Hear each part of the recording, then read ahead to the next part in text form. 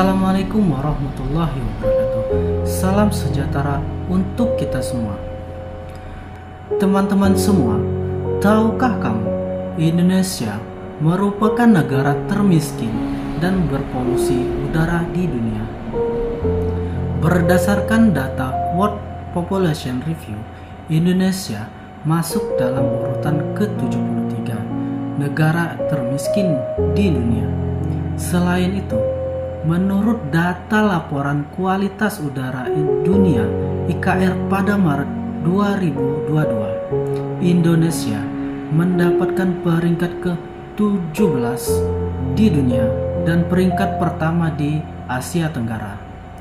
Sebagai negara berpolusi udara, maka dari itu, izinkanlah saya, Bendy Arianza, mahasiswa jurusan akuntansi Universitas Unila PSDK UAI Kanan, untuk menjelaskan mengenai tanggung jawab sosial dan lingkungan mata kuliah pengantar manajemen. Teman-teman semua, tahukah kamu, menurut Profesor Sukirman melaporkan bahwa 23 juta lebih penduduk Indonesia hidup di bawah garis kemiskinan. Apalagi setelah terjadinya pandemi COVID-19, korban PHK serta mencari lapangan kerja, kemiskinan semakin membengkak.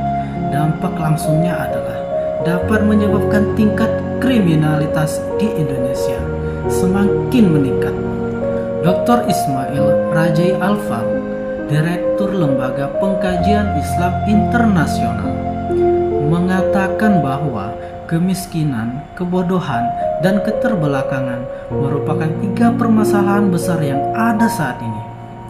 Namun di antara ketiganya, kemiskinanlah yang paling berbahaya, sebab kebodohan dan keterbelakangan itu muncul akibat kemiskinan. Akibatnya, tidak sedikit saudara kita yang menjual akidahnya untuk mempertahankan hidup. Bahkan akibat kemiskinan, tidak sedikit gadis-gadis kita yang menjual kehormatannya untuk mendapatkan sesuatu.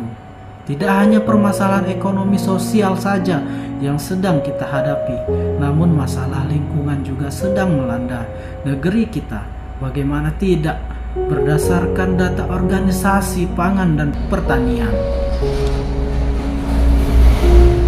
Food and Organization melaporkan bahwa bumi telah kehilangan hampir 100 juta hektar hutan selama 2 dekade.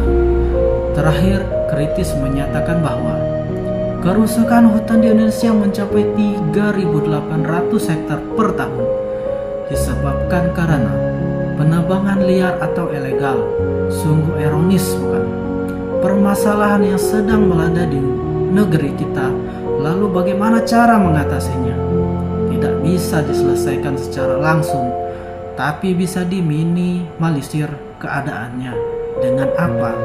Salah satunya adalah melalui program yang dijalankan oleh berbagai perusahaan atau pemerintahan, yaitu Corporate Social Responsibility atau yang disingkat dengan CSR, atau biasa disebut dengan tanggung jawab sosial dan lingkungan, atau biasa disingkat dengan PJSR. Lalu apa itu CSR atau PJSL? Berdasarkan Undang-Undang Nomor 40 Tahun 2007 tentang Perseroan Terbatas atau UU-PP, Pasal 1 Ayat 3 dijelaskan bahwa CSR adalah komitmen perseroan untuk berperan serta dalam membangun ekonomi guna meningkatkan kualitas masyarakat dan lingkungan yang bermanfaat bagi perseroan, komunitas setempat maupun masyarakat pada umumnya. Menurut seorang ahli bernama Kas menyatakan bahwa pengertian dari CSR adalah suatu bentuk keterlibatan sebuah organisasi dalam upaya mengatasi kemiskinan dan juga kelaparan. Lalu, apa tujuan PSL? Itu tujuan dari PJSL itu sendiri adalah yang pertama, menjaga nama baik dan citra perusahaan. Kedua, menjaga hubungan baik dengan stakeholder. Dan ketiga, solusi untuk menyelesaikan masalah yang sedang terjadi di lingkungan sekitar. Kemungkinan apa saja manfaat dari tanggung jawab sosial dan lingkungan bagi perusahaan serta masyarakat umum. Manfaat dan CSL bagi perusahaan yang perlu kita ketahui ada 3, yaitu untuk membuka peluang kerja secara luas bagi pihak lain.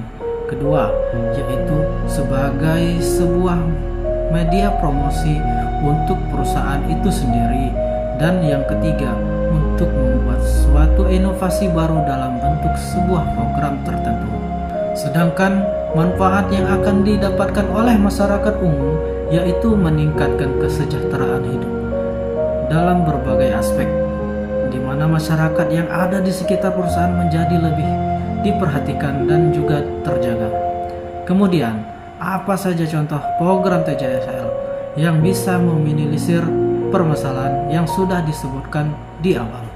Tentunya banyak program yang bisa berusaha melakukan dalam berbagai bidang, diantaranya adalah: pertama, bidang ekonomi, membentuk program koperasi, simpan pinjam, dan usaha untuk masyarakat, dan juga karyawan mengembangkan UMKM yang ada di sekitar wilayah perusahaan atau itu pemerintahan, dan memberikan beberapa dana modal untuk usaha masyarakat sekitar. Yang kedua, pada bidang kesehatan, yang pertama adalah menyediakan acara donor darah yang bisa diikuti oleh masyarakat umum dan juga pegawai program vaksinasi untuk umum dan memberikan pengobatan gratis.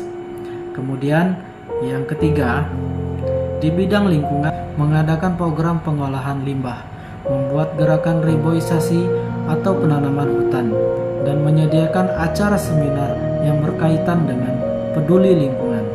Yang keempat, di bidang infrastruktur, menyediakan tempat ibadah, pembangunan sarana dan prasarana untuk umum serta memperbaiki jalanan.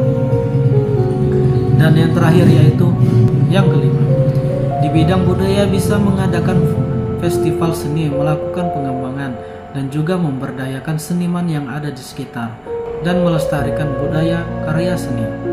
Teman-teman, dari penjelasan yang sudah saya jelaskan, bisa kita simpulkan bahwa program TJSL dapat dilakukan oleh pihak perusahaan atau pemerintahan dengan cara melakukan kegiatan operasional di berbagai bidang, mulai dari bidang ekonomi, sosial, dan juga lingkungan.